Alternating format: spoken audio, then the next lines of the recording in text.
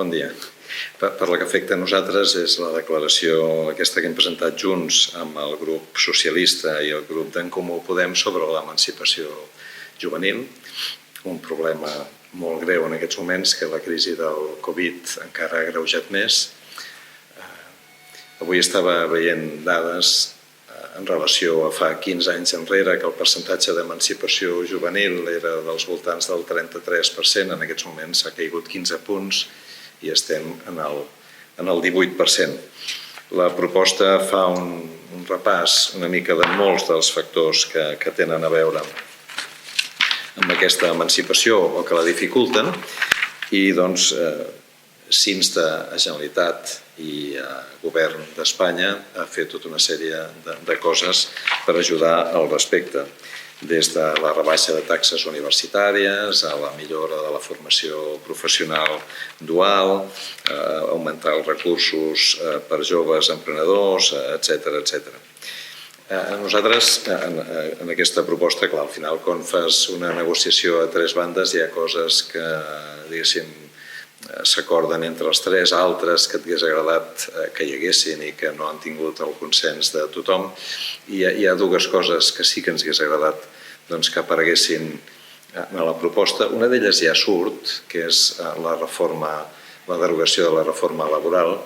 Surt limitat, i agraïm al Partit Socialista que hagi fet aquest esforç, surt limitat a alguns articles de la reforma laboral, tot i que nosaltres considerem, de fet el Partit Socialista ho ha promès en moltíssimes ocasions, la derogació. I llavors l'altra és una modificació també legal que el Govern d'Espanya està preparant i ha fet declaracions en aquest sentit per tal de modificar tot el tema de permisos de treball dirigit a joves extutelats.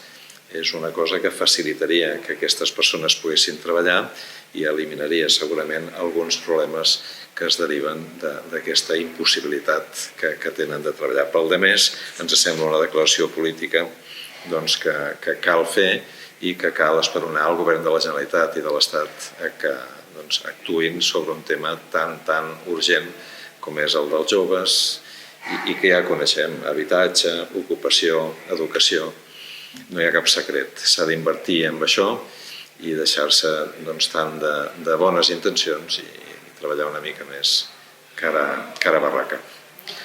Hi havia també una declaració que es va aprovar per unanimitat, proposada pel grup de Ciutadans, sobre el tema de l'ELA i la Junta de Portaveus són aquestes dues coses. El nostre negociador amb el Partit Socialista i tal va ser el regidor Carles Porta. No sé si vols... He comentat del tema de la reforma laboral, del tema de... Sí?